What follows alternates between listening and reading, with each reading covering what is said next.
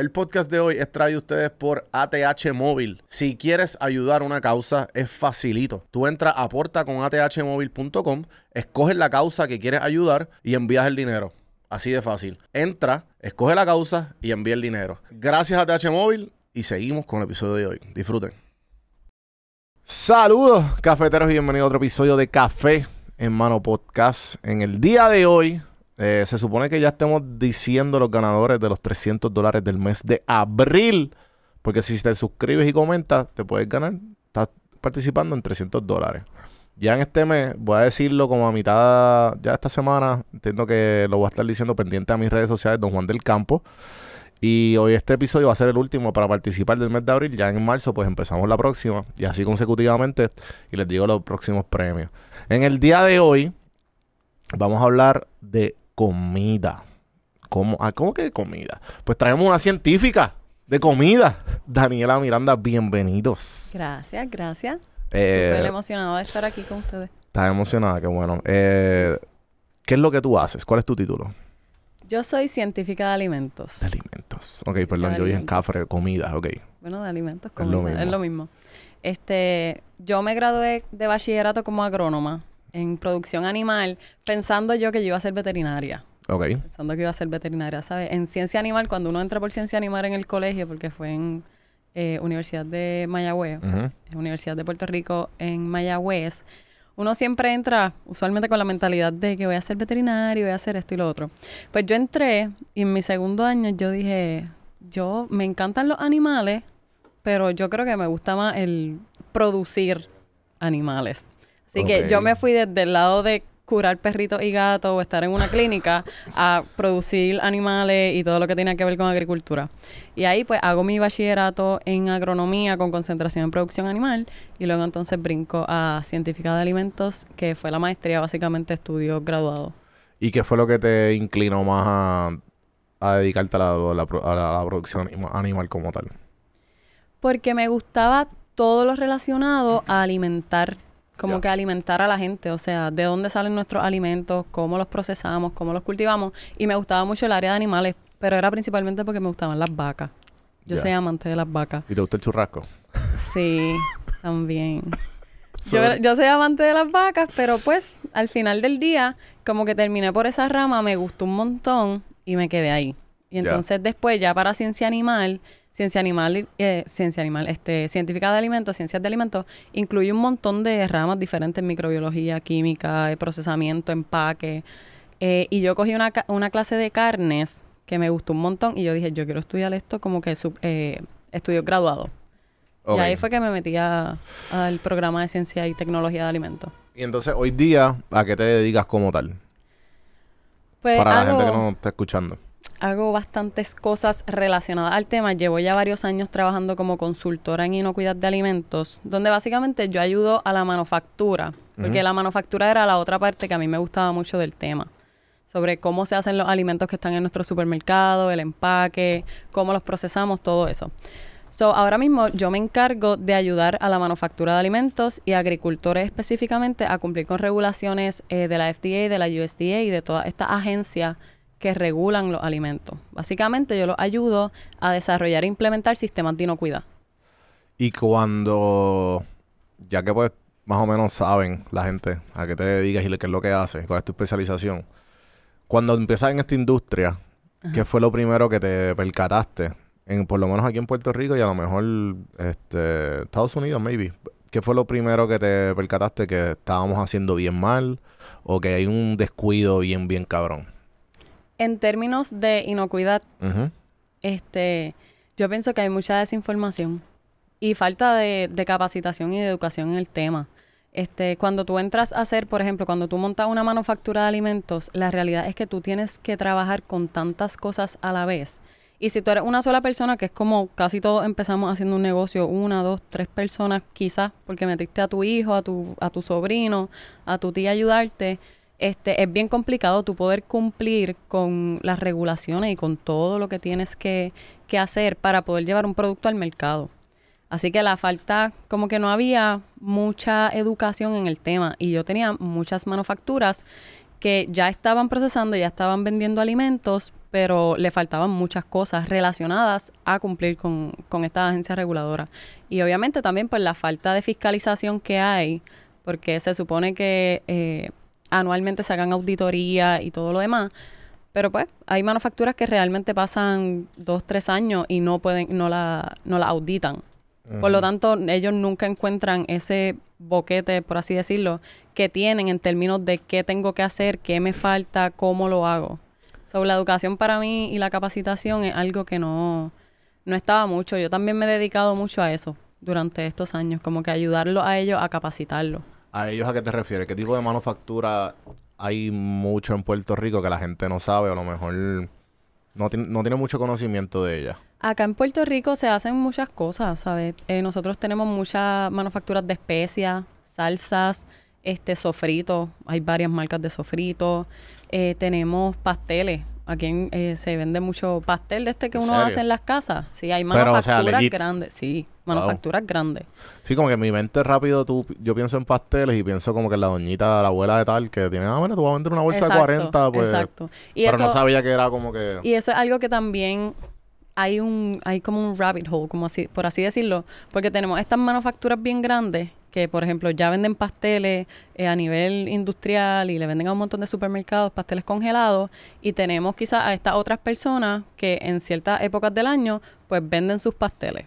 Ajá. Pero entonces es esa área gris entre porque yo tengo que cumplir todo esto con todas estas cosas y la persona que vende de su casa no tiene que cumplir. Y la realidad es que sí tiene que cumplir. Lo que pasa es que no hay fiscalización. O no hay como que este sentido de que yo lo estoy haciendo para sacar dinero.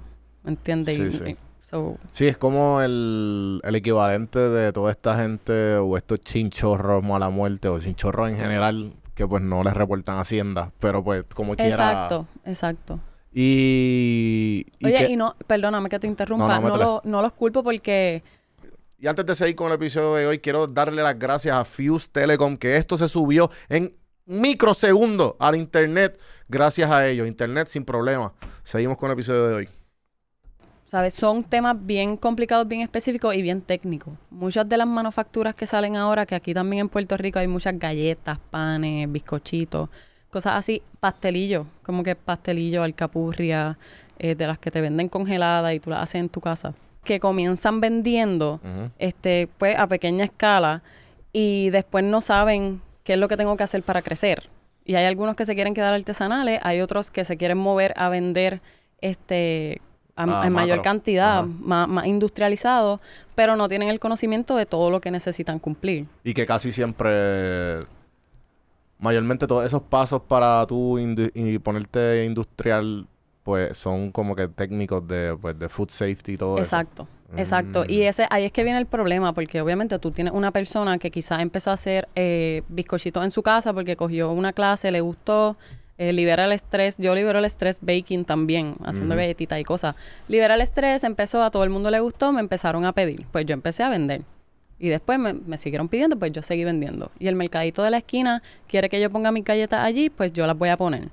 Y ahí nosotros seguimos como que produciendo, sin realmente tener el conocimiento técnico, regulatorio, de permisología. Entonces, cuando ya lo tenemos, cuando ya estamos vendiendo mucho, pues es que empezamos a implementar estas cosas. Eso es bastante difícil. Y en el caso de las manufacturas, nosotros nos regimos y nos regula lo que es FDA y USDA. Depende del producto que sea, porque es dependiendo el sector y lo que estés produciendo. Y por ejemplo, si nosotros tenemos a alguien que vende galletitas o bizcochitos, nosotros tenemos esta agencia reguladora que tiene esta ley para alimentos procesados y tú tienes que cumplir con un plan de inocuidad. Pero que un plan de inocuidad, ¿tú sabes lo que es un plan de inocuidad? No, por eso estás aquí. Nunca lo has escuchado, ¿verdad? Pues una persona quizás que empezó a vender galletitas porque le gustaba vender galletitas y a todo el mundo le gustaron las galletitas, tampoco sabe lo que es un plan de inocuidad. Pero entonces cuando comienzas a buscar información es bastante ambiguo porque son cosas bien técnicas que ellos, que realmente no entiendes, es bastante ciencia.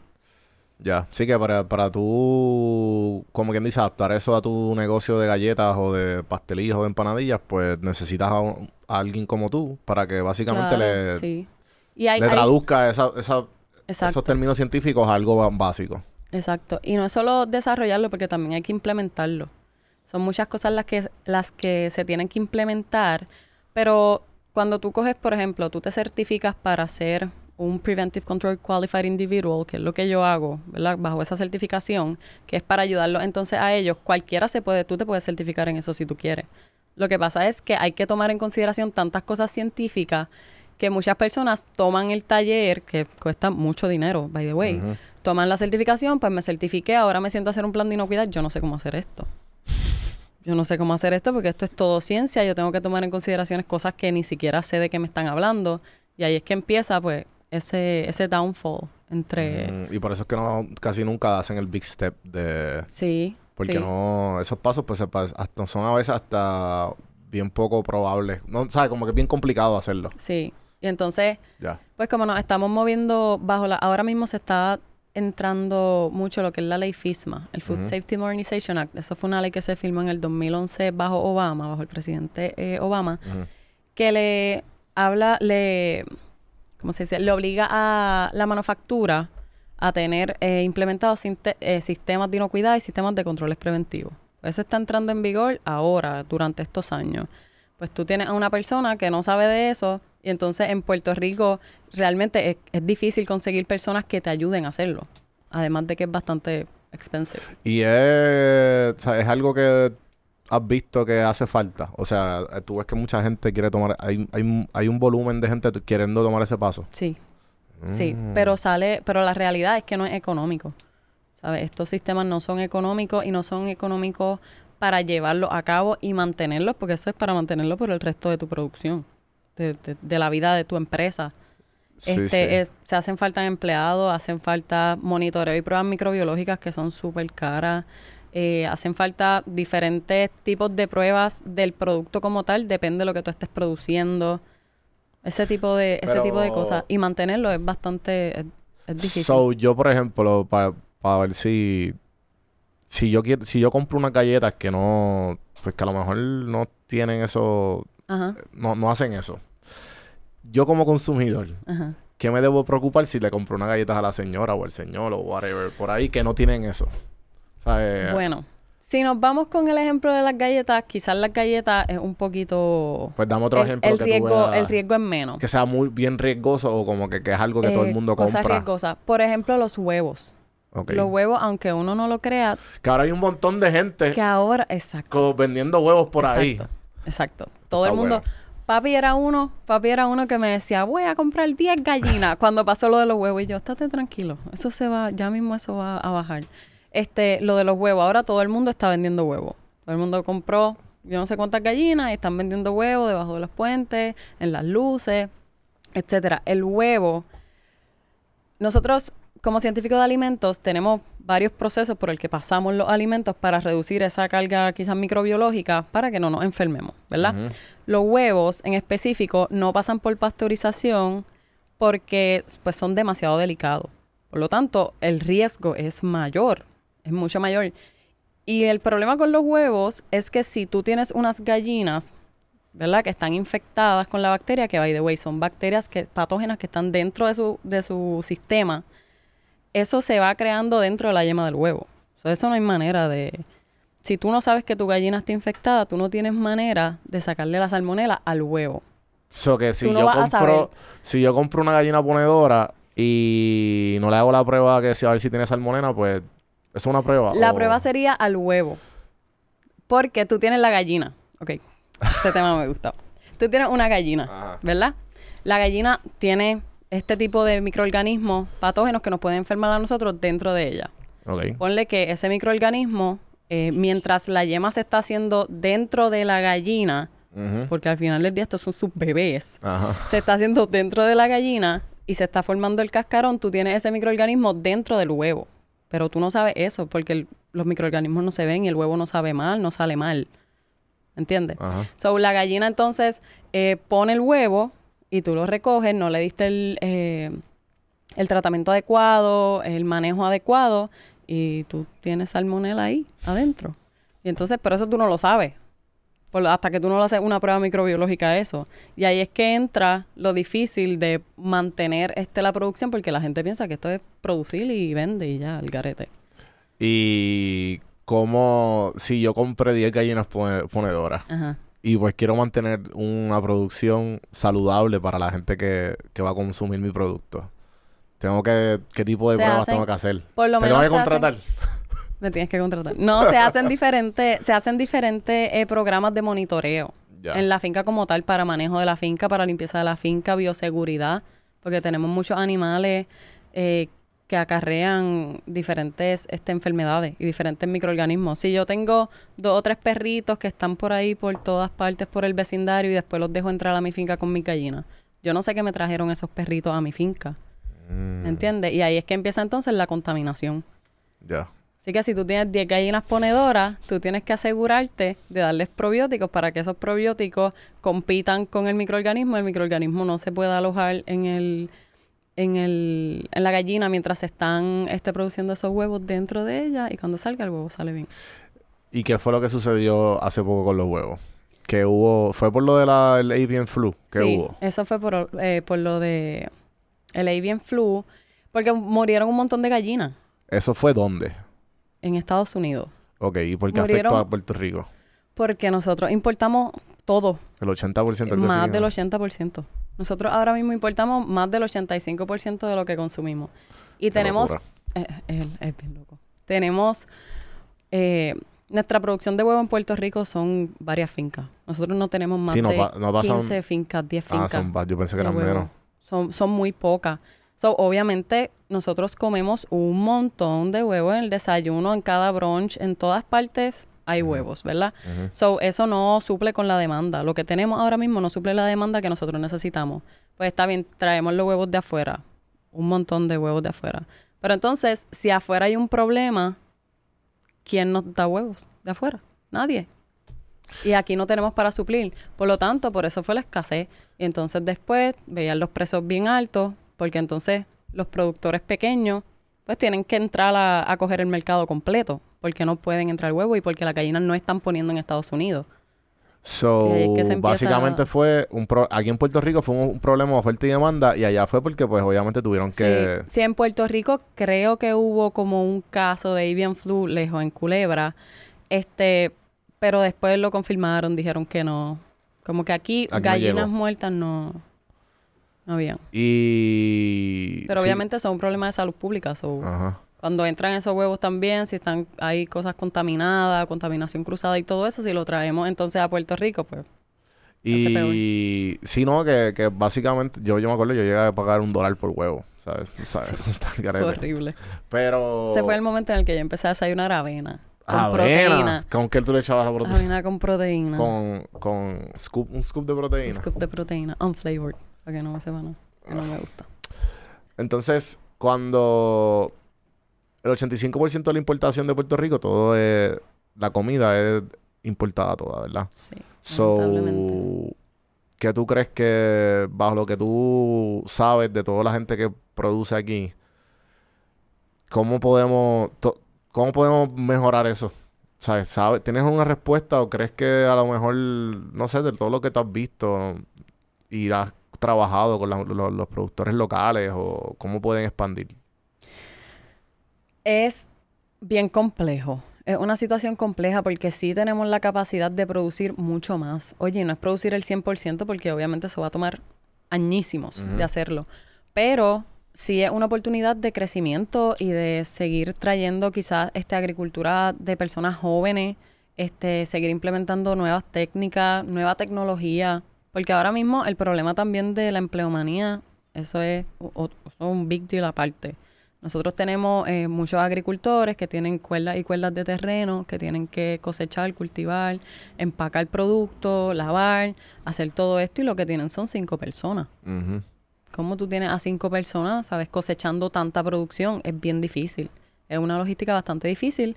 Y pues al final del día nosotros tenemos que empezar a darle a estos, tanto agricultores como la manufactura y los pequeños negociantes, ayudarlos a ellos, ¿sabes? Desde arriba, desde el gobierno. Se tienen que seguir implementando medidas y se tienen que seguir dando ayudas. Yo en mi caso siempre he dicho que la implementación y ayudarlos a ellos en el proceso es una parte bien importante. Porque yo tengo, por ejemplo, agricultores pequeños que están, no que están empezando, pero que se han quedado pequeños porque no han podido avanzar por todo esto de los permisos, las regulaciones y todo eso. Y yo básicamente los llevo de la mano hasta que ellos pueden comenzar a quizás a vender un poco más o a entrar a nuevos mercados o a nuevos supermercados o restaurantes porque ya tienen estas otras cosas implementadas. Por lo tanto, esto de muchas veces queremos dar capacitación, queremos dar talleres, pero al final del día, si el agricultor o la manufactura no lo entiende completamente practicándolo, no va a funcionar. Por lo tanto, llevarlo de la mano para mí es algo bien importante y que he visto que no se está haciendo. Que la gente pues no entiende el proceso como se supone. Exacto. Que lo pueden entender teóricamente. Pero cuando tú vas a una planta de manufactura o lo vas a implementar en la finca, son cosas bien diferentes. Son cosas bien diferentes. Y nosotros, nuestros agricultores también son de una edad mayor, la mayoría de ellos. Ahora están entrando muchos jóvenes, ¿verdad? Gracias a la vida. Pero tenemos muchos agricultores mayores que llevan años haciendo las cosas de la misma manera y ¿quién le dice algo? Que hay que cambiar, que ahora hay que cumplir con FISMA, que ahora hay que cumplir con ciertas regulaciones que tienes que estar llenando registro por si te vienen a visitar.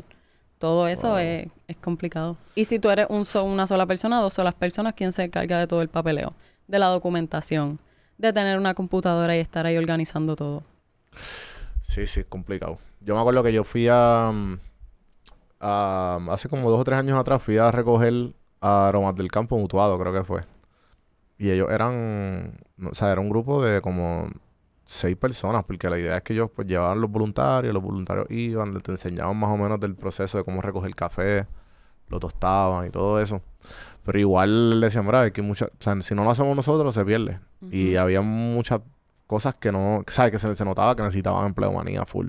Y que por eso es que hacen esas recogidas de los voluntarios, para que la gente vaya, aprenda el proceso y a la misma vez vea cómo todo fluye. Ahora se está dando mucho eso de las brigadas en las fincas. Y qué bueno. Y si ustedes pueden participar de brigadas, yo le digo a todo el mundo que lo haga. Yo tengo una persona en Mayagüez que es cliente mío, y él hace brigadas mensuales. Entonces, coge diferentes programas educativos de diferentes escuelas y esas son sus horas verdes. Sus horas verdes, pues, llevarlos a ellos, a ayudarlos a cosechar, a sembrar, a limpiar y a mantener las facilidades. Y eso ayuda, ¿sabes? Al final del día, eso ayuda, está involucrando a la juventud, está involucrando a los niños desde pequeños, que ellos le cojan ese amor y que entiendan de dónde sale. Porque nosotros, si no entendemos todo el sacrificio que conlleva, lo damos como por... Así como que, pues, me lo como o lo boto porque me da la gana. Creo que ese es un tema que quería tocar ahora, sobre cómo nosotros tratamos... Porque, por ejemplo, yo he ido a varios países alrededor del mundo y veo a mí me gusta ir a los supermercados, porque veo que todos los supermercados son todos bien diferentes. O sea, fui a Italia, fui a Argentina, fui a... que tú ves la diferencia en España y ves las frutas que son bien grandes o son bien frescas, también el costo. O sea, todo eso son cosas que nosotros estamos bien mal acostumbrados. Ya sea en la envoltura de una fruta, que ya la fruta tiene envoltura porque le tenemos que poner más plástico por encima. Todas esas cosas así. Que nosotros como consumidores, los puertorriqueños en específico, que estamos mal acostumbrados en cuanto a la cultura del supermercado, al escoger comida, las cosas de... A lo mejor no voy a coger estas fresas porque se ven un poco raras, voy a coger estas que se ven más brillantes o ¿sabes? En el momento de escoger comida que nosotros tenemos mal o qué cosas deberíamos saber de que pues toda esa comida que se pierde Eso mismo, los alimentos imperfectos. Pero oye, esto de los alimentos imperfectos se da principalmente antes de llegar al consumidor. Porque, por ejemplo, tenemos vamos a ponerle unos tomates. Y los tomates no se ven rojitos, no se ven así bien redonditos como le gusta al consumidor, pero ya estos son políticas de las tiendas, políticas de los supermercados, de los distribuidores, que es como que vamos a echarle un ladito, porque esto sabemos que no se va a vender tan bien. y vamos a poner los lindos. En lo que se te vendieron los lindos, ya esos que hiciste con ellos. Los botaste. Los botaste. Y entonces hay diferentes maneras de hacerlos, porque hay muchos también que lo que hacen es que o los regalan o lo dan como... Ay, ¿cómo se dice? Descuento. Lo dan en descuento. Pero hay otros que trabajan entonces con otras organizaciones sin fines de lucro. Y se lo dan a comedores sociales, a comedores escolares, todo eso. Pero cuando nosotros como consumidores lo vemos también, es como que, pues, yo siempre voy a coger el más lindo que se ve, pero es porque es lo que siempre se nos ha mostrado. O sea, nosotros, si ellos empiezan entonces a poner los feitos también, siempre vamos a seguir cogiendo el lindo, porque desde siempre yo estoy cogiendo el lindo. Ajá. ¿Me entiendes? Así que yo digo que esa parte de eso mismo, educación. Ya. Educarnos en que, mira, el alimento sigue siendo igual de nutritivo, igual de bueno. Quizás no va a ser un tomate que se lo va a poder, lo va a poder comer así en una ensalada caprese para que se vea bien bonito, pero igual puedes hacer salsa con él. Ya. Pero igual puedes darle un segundo ciclo y hacer otra cosa con ese tomate, por ejemplo. Y que has visto aquí en los supermercados que a lo mejor nosotros deberíamos adaptar para el resto del mundo que estamos haciendo mal. Mano, es que aquí también es difícil porque importamos tanto que las cosas, pues, los alimentos al final del día vienen como que quizás más feitos. Por eso tú dices que tú vas a otros lugares y tú ves estos supermercados con estas frutas y estos vegetales bien bellos, bien grandes, probablemente porque son producción local. Nosotros, tú sabes la cantidad de días que se tarda en traer un vagón de fruta o vegetal para Puerto Rico. Son semanas. Son semanas. Wow. Entonces estas semanas en un barco y llegan a Puerto Rico y después estas semanas en esa góndola. Obviamente frutas pierden... de Costco son... Obviamente pierden calidad. Van a perder calidad siempre. Sí, no, yo siempre que voy a... Por lo menos las frutas, yo vi a un colega de las redes que se estaba quejando de... Creo que era las raspberries o algo así. Eran unas berries que vienen en el empaque pequeño. Y dicen, yo no sé ni para qué yo compro esto. Porque el ciclo de vida de esto mío, yo lo compro y ya me las tengo que comer en 2 días porque en 2 días ya están dañadas. Y pues, pero obviamente no estamos tomando en consideración lo que tú estás diciendo, que pues como es importado, pues obviamente se va a dañar mucho más rápido. Claro. No es lo mismo. ¿Tú has visto los aguacates que tú compras en La Luz? En estas guaguitas. Sí, enorme. Son unos aguacates súper verdes, súper grandes, súper mantequillosos, versus un aguacate que tú encuentras que es importado. Sí, Jamás en la vida el mismo sabor, el mismo color. Esos son avocados. Exacto, los avocados no son igual que el aguacate que tú compras aquí en Puerto Rico de una guaguita o de una plaza del mercado, etcétera. Sí, sí. No, y en verdad, creo que en verdad es triste. O sea, y deberíamos como que, pues, obviamente, de alguna manera u otra seguir trabajando eso para que... ¿Qué pasa? No, nada.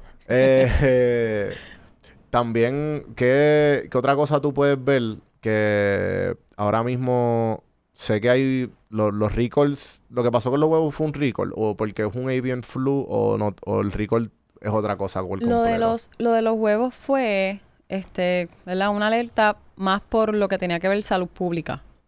Por salud pública, obviamente se mueren todas estas gallinas o los huevos empiezan a subir de precio por X o Y razón, por todo lo que tiene que ver, pues producción, oferta y demanda.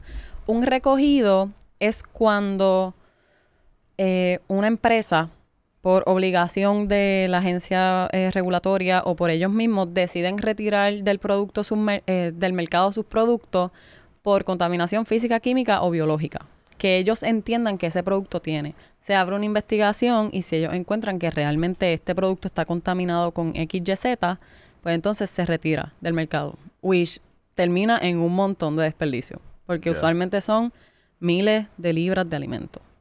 Sí, que ahí sé que tienes tu compañía, que es NetCycle Foods, sí. Que pues que se dedican a darle un segundo ciclo de vida a los alimentos. Básicamente, nosotras buscamos, digo nosotras porque tengo mi socia Alondra, nosotras buscamos redirigir el excedente de alimentos de restaurantes, supermercados y agricultores a precios reducidos. ¿A qué me refiero con excedente? A estos alimentos que por X o Y razón no tienen cabida en el mercado. Por ejemplo, los alimentos imperfectos. Yo tengo alimentos imperfectos que le llegaron, por ejemplo, a un distribuidor o a un supermercado. Yo los saqué aparte, ¿verdad? Porque estoy saliendo de los más bonitos primero para que la gente me compre. Estos se quedaron aquí. Pues en vez de perderlos, vamos a tirarlo por Next Cycle Foods, porque en Next Cycle Foods tenemos ya un nicho de personas que saben que nuestra comida es comida que pudo haberse desperdiciado, pero no necesariamente porque esté mala. No es porque está mala, es porque simplemente no hay cabida para esto en el mercado. Por lo tanto, ese tipo de producto nosotros lo vendemos a través de la aplicación. Sí, ¿no? Y también entiendo yo que deben haber, y me imagino que les ha pasado, y que hay gente que le ha escrito que también a lo mejor tienen productos de belleza o algo así, o que hay cosas que necesitan. Mira, necesito, que me estabas diciendo ahorita un buen ejemplo era lo del aguacate, que a lo mejor puedes hacer un face cream, pero a lo mejor no puedes comértelo. Exacto. Ese tipo de producto, por ejemplo, tú quizás no te quieres comer un aguacate que ya está negrito, pero tú te puedes hacer una mascarilla de pelo. Y son excelentes, esas mascarillas son brutales si tú las haces en tu casa. Pero es aprender a darle ese segundo ciclo de vida a los alimentos, aprender a preservar los alimentos, ¿verdad? Nosotros en Puerto Rico, las porciones que comemos son tan grandes. ¿En qué sentido? Cuando comemos en un restaurante. Ah, ya. Versus, quizás tú has ido a Europa. Sí, sí. Que las porciones son quizás un poco más pequeñas. Sí, Estados Unidos versus Europa es como que... Es bien diferente. Y es porque estamos acostumbrados a que todo es como que sobre. Comerme, hartarme del plato completo. Entonces hay gente que realmente no se come eso completo. Ay, pues yo me lo llevo para casa. Tú no te lo vas a comer. Tú te lo llevaste para tu casa y lo dejaste en la nevera 4 días y lo botaste. Eso termina en el vertedero. Eso termina en descomposición. Eso termina en food waste. Okay. So, mucho del desperdicio de alimentos viene de las casas. Por eso mismo. Y viene de los restaurantes por eso mismo. Por la cantidad de comida que servimos. Y es que tenemos que ir acostumbrando a la gente también quizás a comer un poco menos. Sí, porque estamos acostumbrados a tener el problema ahora es tener un exceso calórico con todo el mundo. Nadie está acostumbrado a comer las calorías que sepan. Sí. Cuando yo empecé a contar calorías, yo dije, espérate, esto es lo que se supone que yo como. Exacto. Y te estaban metiendo 5,000 diarias y tú ni lo sabías. Literal. Sí. Sí. Un tema bien candente últimamente en las redes es que pues ahora mismo no sabemos qué va a suceder con nuestro grid eléctrico en Puerto Rico. Ajá. Y creo que pues mucha gente, yo creo que todavía hay gente que no tiene, o sea, creo que no tienen luz. O sea, hace poco hubo un apagón masivo. Y hay como un caos en las calles de qué hago con mi comida, quién me va a pagar mi compra, todo ese revolú. No vamos a entrar en eso específico, pero tú que eres experta en almacenamiento de comida y de alimentación, ¿qué comidas deberíamos preocuparnos? ¿Deberíamos abrir la nevera? ¿No deberíamos abrirla? ¿Deberíamos rápido que se va la luz? Si no sabemos, pues no tenemos ninguna batería, no tenemos ningún generador eléctrico, buscamos la neverita con hielo, ponemos las carnes, ¿sabes? ¿Qué deberíamos preocuparnos en orden de prioridad? ¿Cuánto tiempo, sabes? Danos, por favor, una luz sobre eso. Ok. Ponle que se nos fue la luz. Apagón masivo. No tengo luz, no tengo planta, no tengo batería. Tengo cero. Un abanico ahí de batería. Para mí, para mi perrita, más nada. Ok. Lo mejor que tú puedes hacer es no romper la cadena de frío de la nevera ni del freezer. Ok. Dejarlo todo el tiempo sellado. Va a llegar un punto en que si pasan más de 24 horas, 48 horas, esos alimentos van a empezar a descongelarse en caso de que sean, por ejemplo, carne. Y los de la nevera, pues van a empezar a calentarse. Cuando nosotros tenemos unas temperaturas que son bien específicas para proliferación de microorganismos, de 4.4 grados Celsius hasta 60 grados Celsius, ese espacio entre medio es cuando si nuestro alimento está contaminado, los microorganismos comienzan a proliferarse, o sea, comienzan a desarrollarse, a seguir contaminando el alimento. Nosotros sin luz no los comemos. ¿Y qué hacemos? Descontaminarnos. Ya nos enfermamos. Si tú tienes entonces un congelador, el freezer usualmente te dura, puedes dejarlo 48 horas sin estar abriendo y cerrando. Así que mi recomendación siempre es que mantengas la cadena de frío y que vayas descartando los alimentos más perecederos. Si tú vas a hacer, por ejemplo, carnes y la carne todavía está durita en el medio, tiene cristales de hielo cuando se congela, pues esa tú la puedes cocinar. Pero ya si está completamente descongelada, si está completamente descongelada y la tocas y está como que no muy fría, o sea, que no tiene absolutamente nada de hielo, eso es una carne que no te deberías comer. Y aunque sí podemos calentarlo y, ¿verdad? Y muchos de los microorganismos se van a morir en caso de que esté contaminado, como quiera un riesgo que uno se toma. Por lo menos para las carnes y los alimentos que son altamente perecederos, los quesos como el blue cheese y todos esos quesos que son así como... El yogur, ¿verdad? Como más mojados, el yogur, Y los vegetales los y las productos, los vegetales y las frutas, eso es más olor, textura, como tú lo sientas. Aunque sí vienen muchas veces con carga microbiana, pero eso va a depender de cómo lo vayas a hacer también. Porque la fruta y los vegetales, eso es otra regulación aparte, by the way. Porque la fruta y los vegetales... Fruta y vegetales. La fruta y los vegetales están bajo el Produce Safety Rule, que es bajo la ley de FSMA. Porque estos vegetales se consumen... ¿Cómo tú te comes la lechuga?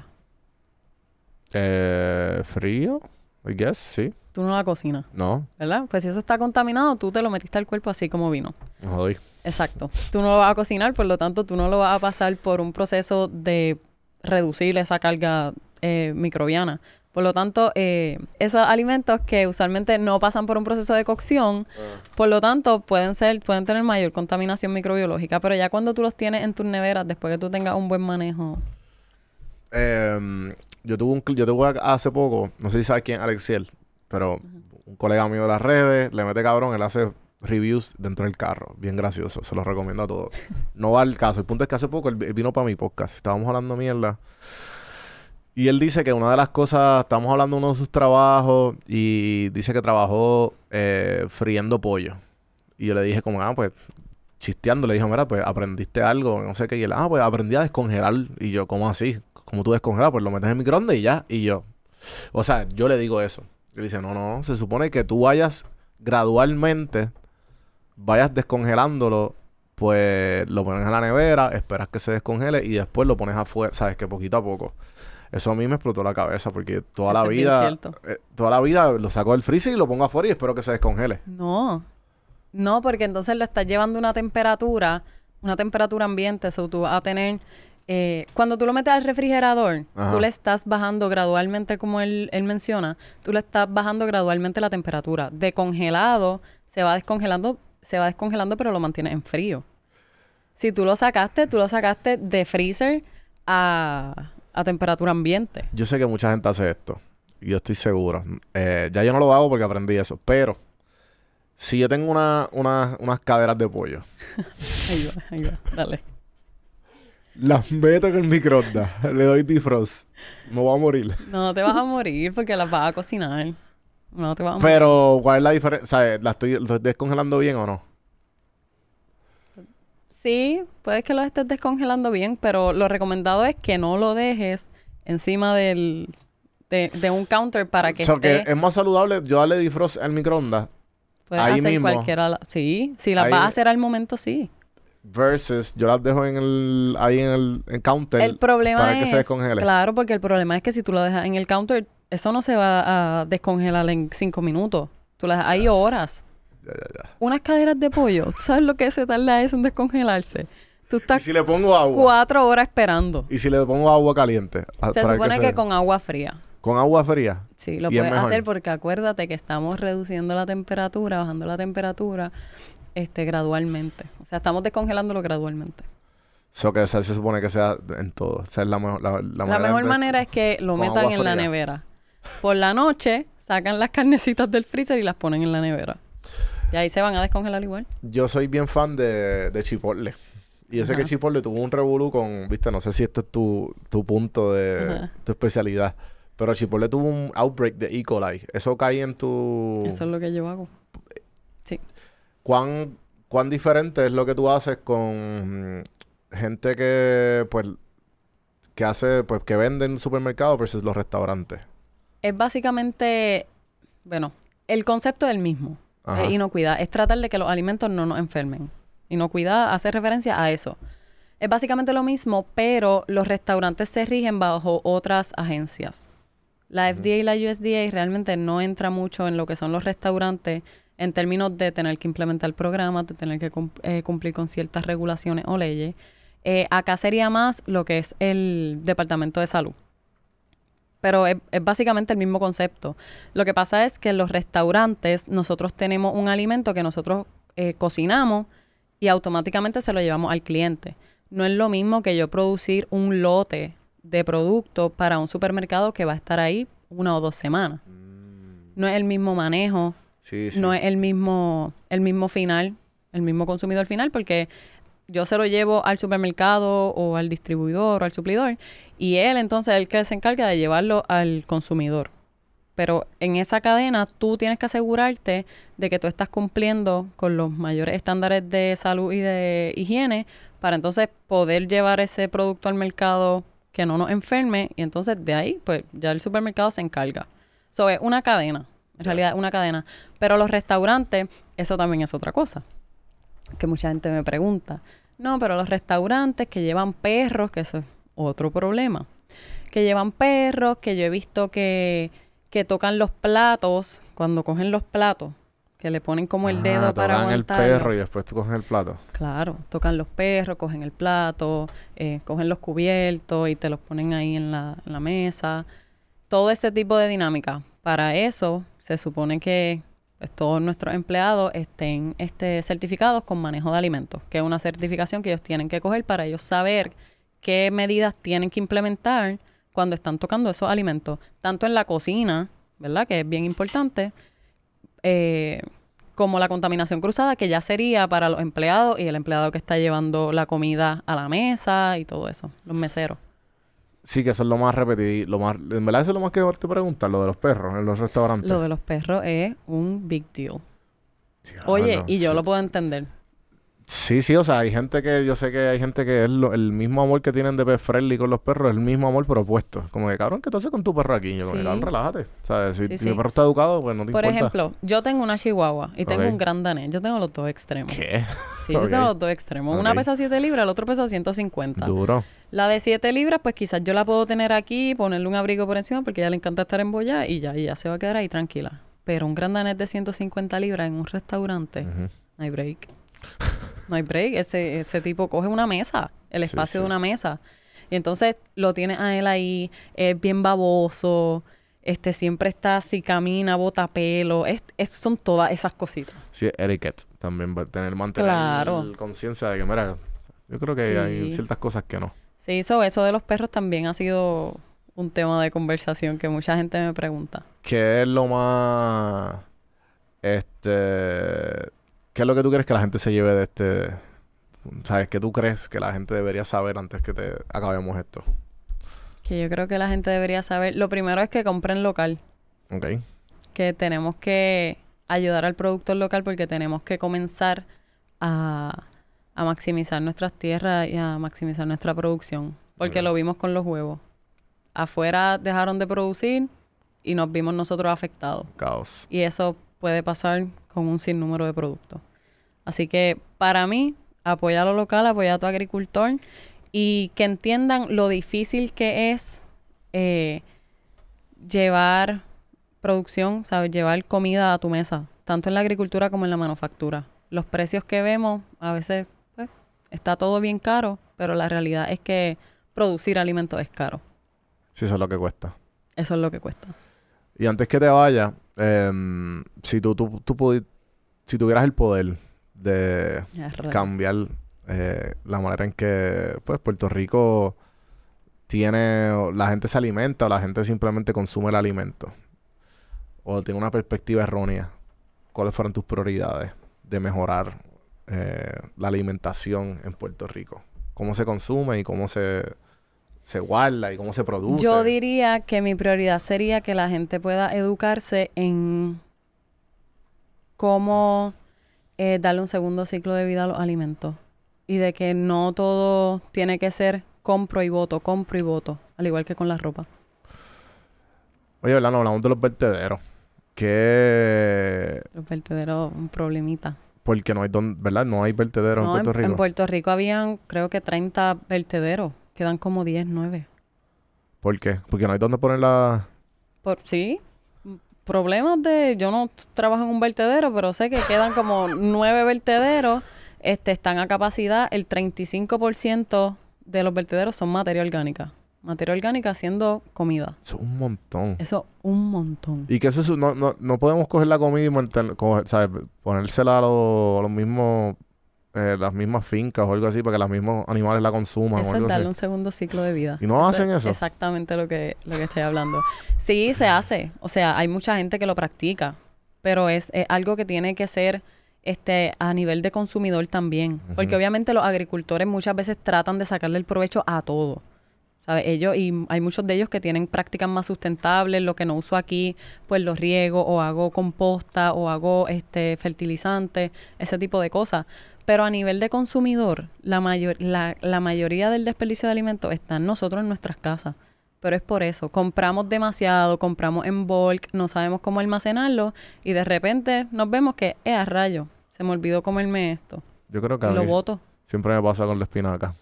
Exacto. Eres parte de ese problema. Pero ¿qué deberíamos... ¿Qué es lo que... ¿sabes? ¿Qué comida o qué cosa podemos hacer y darle segunda vida? Que la gente a lo mejor... Mira, tiene... Lo del aguacate, lo de los... Cosas para, ¿sabes? Mascarillas para el pelo se hacen con... Por ejemplo, con el aguacate y con otras frutas. Aprender a hacer, por ejemplo, tengo un montón de vegetales que se me van a dañar. Pues hago un sofrito. Hago un sofrito, hago una salsa. Ese tipo de dinámica de nosotros poder tener la creatividad y la educación suficiente de decir, se me está dañando esto, ¿qué puedo hacer con esto? Tenemos mucha inteligencia artificial. Nosotros podemos siempre preguntar, ¿qué yo puedo hacer? Dame varias recetas para hacer XYZ con estos ingredientes. Ese tipo de dinámica. Y aprender a preservar nuestros alimentos. ¿Sabes? Hay muchas cosas que se pueden hacer con los alimentos. Podemos hacer alimentos acidificados. Podemos hacer jugos. ¿Sabes? Se pueden hacer muchas cosas en vez de simplemente coger el alimento y tirarlo a la basura. Bueno, ahí lo tienen, gente. Espero que les haya gustado el episodio de hoy. Daniela Miranda.